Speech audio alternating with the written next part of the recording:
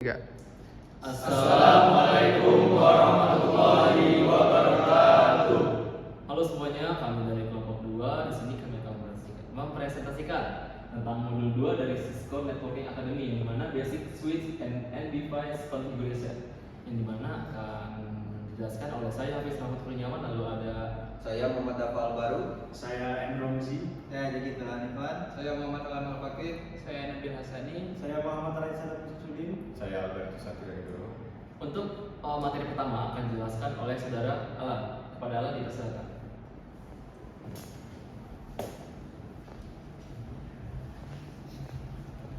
Oke, materi pertama di sini adalah Cisco iOS Access.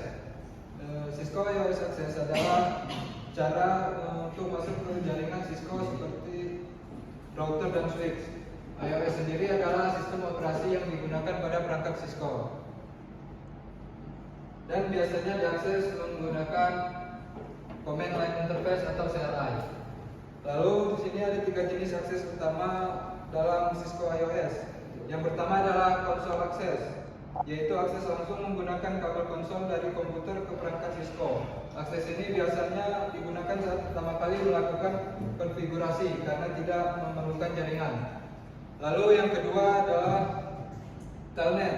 Telnet digunakan untuk mengakses perangkat dari jarak jauh melalui jaringan. Namun telnet memiliki kelemahan, yaitu tidak terenkripsi. Lalu yang ketiga adalah secure shell atau SSH. SSH juga digunakan untuk akses jarak jauh, tetapi lebih aman dibandingkan telnet karena SSH sudah terenkripsi. Oleh karena itu SSH lebih sering digunakan dalam jaringan modern. Lalu saat kita berhasil masuk ke perangkat Cisco, terdapat beberapa mode yang bisa digunakan. Mode pertama adalah user exec, mode yang ditandai dengan tanda lebih besar atau lebih dari. Seperti router tanda panah, mode ini hanya digunakan untuk melihat informasi dasar. Mode kedua adalah privilege access, mode yang dapat diakses dengan mengetik perintah enable.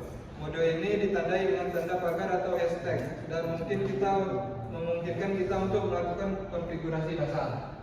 Lalu yang ketiga adalah global configuration mode yang diakses dengan perintah configure terminal. Pada mode ini kita bisa melakukan berbagai konfigurasi pada perangkat seperti mengubah hostname dan mengatur jaringan. Dengan memahami Cisco iOS Access, kita dapat mengelola, mengkonfigurasi dan mengamankan perangkat jaringan Cisco dengan lebih baik. Sekian dari saya, terima kasih.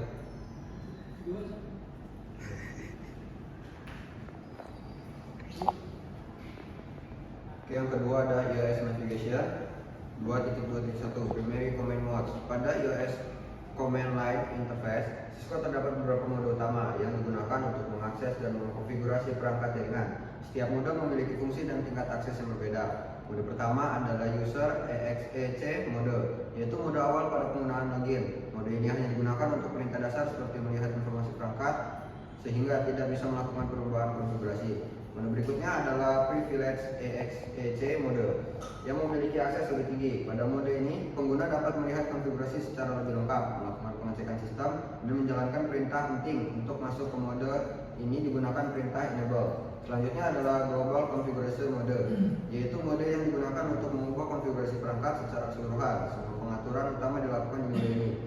Lalu ada Configuration Mode and Sub Configuration Modes. Dalam iOS, configuration tidak hanya dilakukan di satu tempat, tetapi dibagi menjadi beberapa level.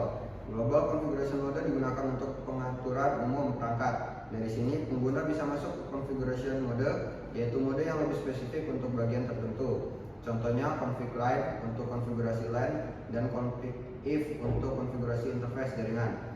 Sub-configuration mode memungkinkan konfigurasi lebih detail dan terstruktur, jadi setiap bagian perangkat dikonfigurasi di tempat yang sesuai. Video iOS CLI Primary Command Modes. Video ini berisi tampilan awal saat login user EXE mode, perubahan prompt dari tanda tunjuk ke pagar setelah mengetik enable, masuk ke mode konfigurasi dengan konfigurasi terminal, perubahan format menjadi config. Tujuan video ini adalah pengguna mengenali perbedaan tiap mode di tampilan prompt, memahami bahwa setiap mode punya fungsi berbeda, tidak bingung saat praktik langsung di CLI. Lalu ada navigate between iOS modes. Bagian ini menjelaskan cara berpindah antar mode yang merupakan dasar dalam penggunaan CLI. Perintah pentingnya adalah enable untuk masuk ke privilege ESC, lalu ada configure terminal masuk ke global configuration, lalu ada exit kembali ke satu level, dan N atau CTRL plus Z langsung kembali ke privilege ESC. Lalu ada video navigate between iOS mode. Video ini berisi urutan masuk ke mode, lalu ada cara ke sub mode seperti config if, lalu ada cara keluar menggunakan exit N atau Ctrl Z. Lalu ada note about syntax checker activist. Syntax checker adalah fitur latihan yang digunakan untuk memastikan bahwa perintah yang dimasukkan sudah benar. Jika perintah benar, maka sistem akan menerima dan melanjutkan proses. Jika salah, akan muncul pesan error. Fungsi utamanya adalah membantu memahami struktur komen, melatih ketelitian dalam mengetik perintah, menghindari kesalahan saat konfigurasi nyata. Lalu ada syntax checker navigate based iOS modes. Pada bagian ini pengguna melakukan latihan menggunakan syntax checker dengan fokus pada navigasi antar mode. Pengguna diminta memasukkan perintah sesuai instruksi. Jika benar, bisa lanjut ke tahap berikutnya. Jika salah, harus diperbaiki. Kesimpulannya, materi iOS Navigation membahas cara penggunaan berinteraksi dengan perangkat Cisco melalui CLI, mulai dari mengenal mode, berpindah antar mode, hingga latihan menggunakan syntax checker.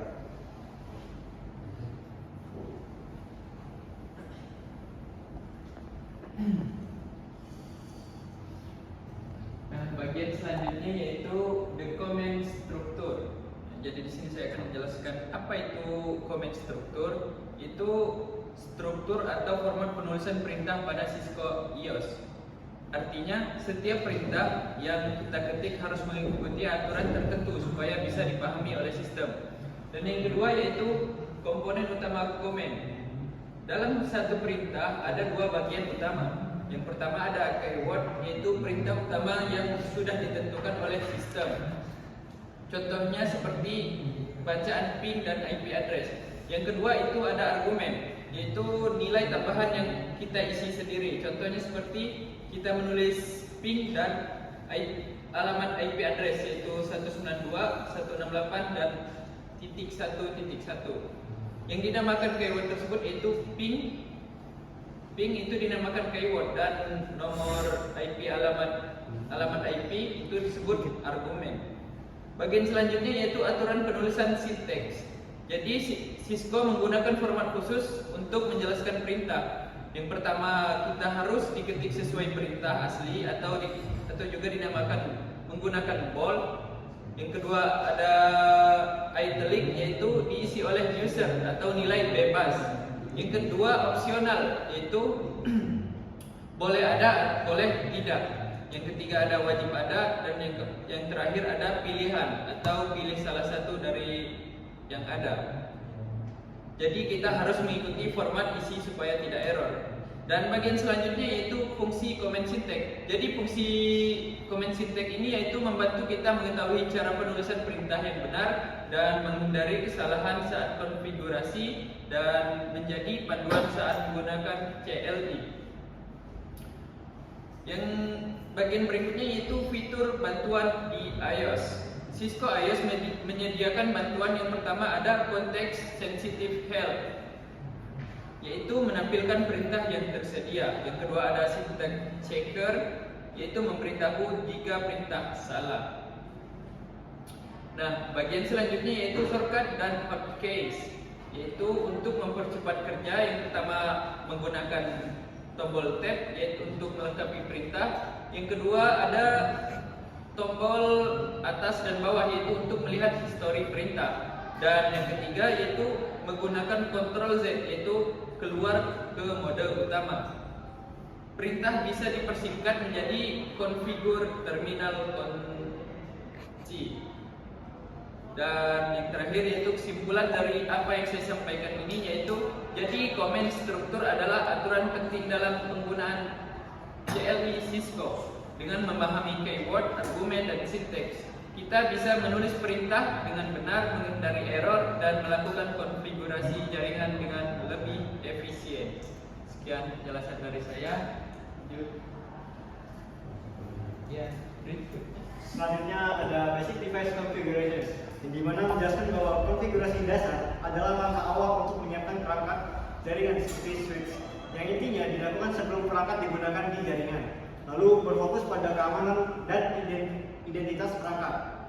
Lalu ada device names, yang dimana membahas pemberian nama pada perangkat atau hostname, yang dimana menjelaskan setiap perangkat harus punya nama unik agar mudah untuk dikenali. Lalu default nama switch adalah switch. Aturan penamaan diawali huruf tanpa spasi, penggunaan huruf angka atau tanda petik, lalu maksimal 64 karakter, yang tujuannya itu untuk mempermudah administrasi jaringan. Lalu ada password with lines, yang dimana menjelaskan bahwa aturan membuat password yang aman, yang dimana menjelaskan bahwa password lemah mudah untuk diretas. Nah, lalu untuk password menggunakan minimal 8 karakter, kombinasi huruf besar, kecil, angka, dan simbol. Jaringan menggunakan password yang sama di semua perangkat. Tujuannya itu untuk melindungi perangkat dari akses yang tidak sah.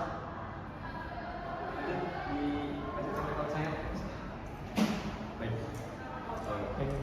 Kita dapat simpulkan di sini, kita dapat bayangkan sebuah perangkat jaringan kita seperti rumah. Tidak mungkin kita tidak memberikan sebuah kunci di depannya. Di sini kita menggunakan 3 lapis kunci utama. Di sini kita punya konsol password, enable secret, dan VTA password. Konsol sendiri adalah kunci pintu fisik, seorang harus berada di depan alat ya, mencolokkan kabel untuk masuk.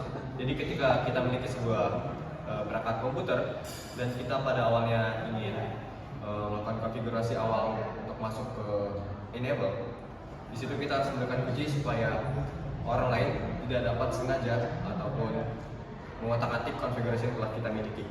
Lalu enable secret, ini adalah berangkas di dalam rumah, maka jika seorang masuk ke dalam jadi enable secret sendiri merupakan sebuah kunci di mana sebuah password yang kita miliki itu terinskripsi dan orang lain tidak dapat mengetahui password apa yang kita miliki. Lalu VTA password, ini adalah akses admin, tidak selalu ada di ruang server. Jadi kita buka akses jarak jauh, tetapi harus dikunci rapat agar tidak sembarang orang lain dari internet bisa masuk.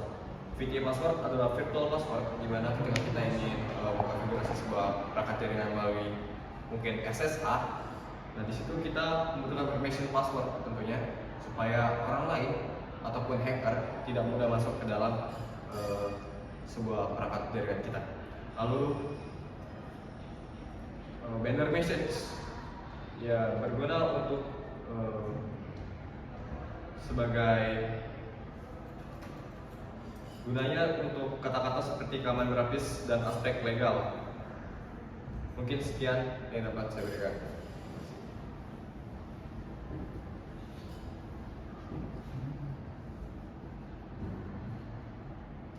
Untuk set configuration ada 2 file utama yang untuk menyimpan konfigurasi perangkat. Yang pertama starter config. File configuration yang disimpan di SVRAM digunakan saat perangkat booting atau restart, tidak hilang saat listrik mati. Yang kedua running config, disimpan di RAM, menunjukkan konfigurasi yang sedang berjalan. Perubahan langsung berpengaruh, akan hilang saat perangkat mati atau restart. Untuk menghitung konfigurasinya adalah copy running config startup config. 2. Alter the running configuration, mengubah konfigurasi berjalan. Jika konfigurasi yang diubah tidak sesuai, hapus satu perintah satu persatu atau restart dengan perintah reload. Jika konfigurasi sudah tersimpan di startup config, hapus dengan eraser startup config. Lalu restart untuk menghapus RAM. Nomor 3, chapter konfigurasi untuk text file, simpan ke file text. Langkah-langkah: buka aplikasi terminal, aktifkan login dan tentukan file, jalankan show running dan config, simpan hasil ke file, matikan login, dan file ini bisa jadi backup konfigurasi.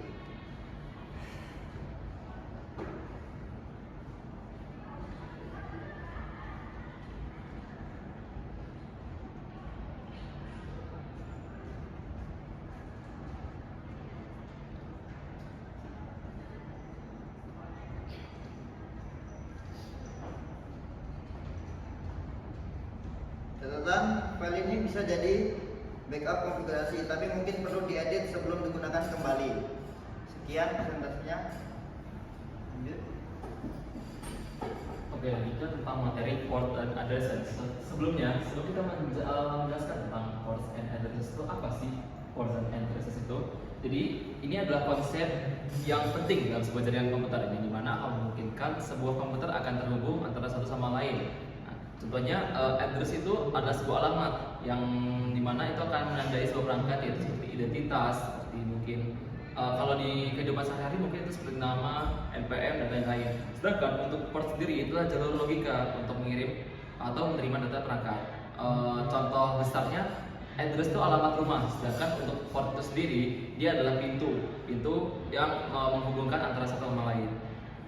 Lalu ada di IP address, di mana pengertian IP address itu adalah alamat unik yang digunakan agar perangkat bisa saling menemukan, lalu juga saling berkomunikasi di jaringan internet. Nah, lalu di IP address ini ada dua versi, yang dimana ada IP versi 4 dan ada IP versi 6. Yang dimana IP versi 4 ini adalah terdiri dari 4 angka, dari 0 hingga 255, lalu juga dipisahkan dengan titik. Contohnya ada di 192.168.1.1.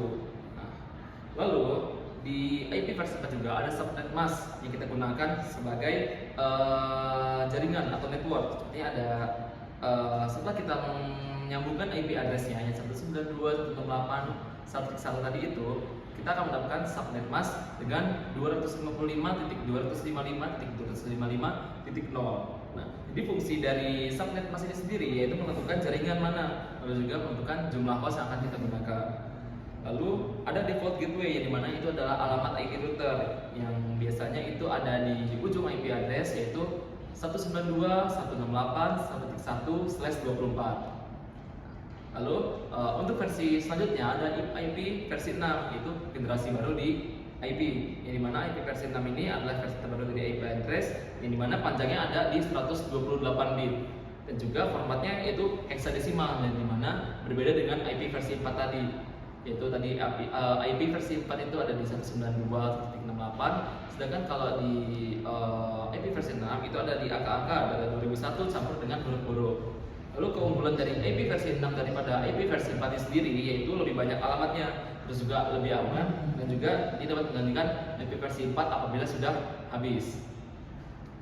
Lalu kita akan menjelaskan tentang pengertian interface dan port, yang dimana komunikasi jaringan itu membutuhkan dalam interface, yaitu perangkat seperti port fisik atau logistik. Lalu ada media penghubungnya juga. Lalu dalam port tersebut kita membutuhkan alat yang menghubungkan antara port satu dengan port yang lainnya, seperti ada kabel tembaga atau twisted pair, terus ada fiber optik, lalu ada coaxial dan juga wireless, yang mana bisa kita pakai sehari-hari seperti wifi. Nah, lalu dari perbedaannya sendiri, setiap media itu punya karakteristik yang berbeda, dari jarak transmisinya, lalu ada kecepatan data dan lingkungan penggunaannya. Oke, untuk materi selanjutnya akan dijelaskan oleh kawan saya Romzi.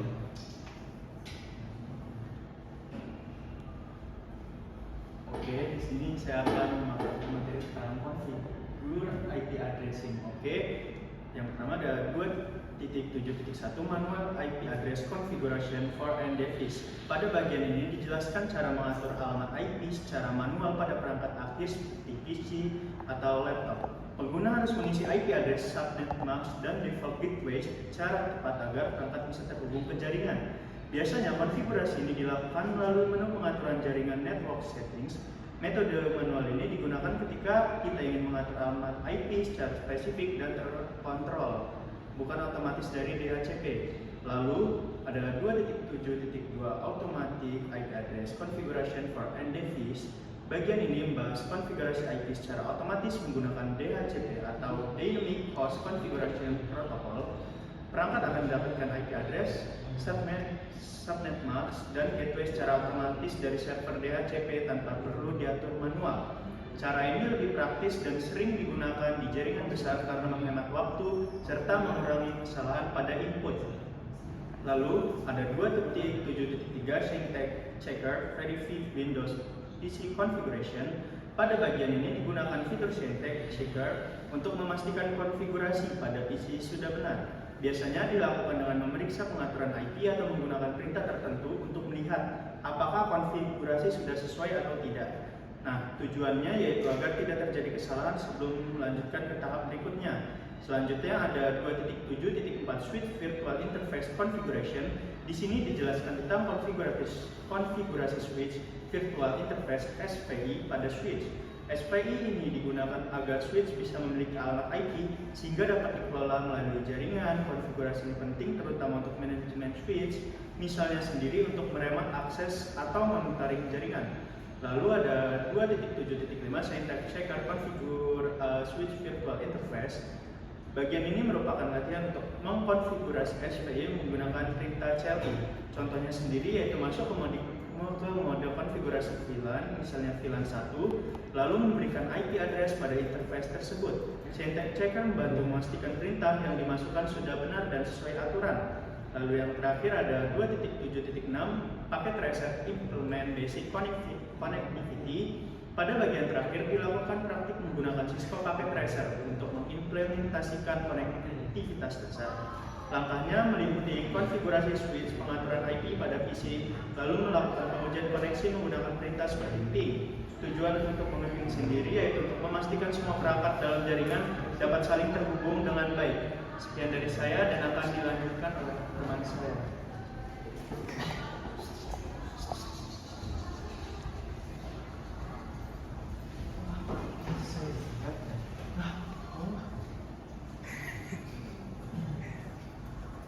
Oke, mungkin sekian untuk bahasan dari presentasi kali ini karena di 2.8 itu adalah sebuah video penjelasan terkait video yang mana tidak perlu dijelaskan di materi presentasi. Oke, sekian dari kelompok 4, kami akhiri. Wassalamualaikum warahmatullahi wabarakatuh.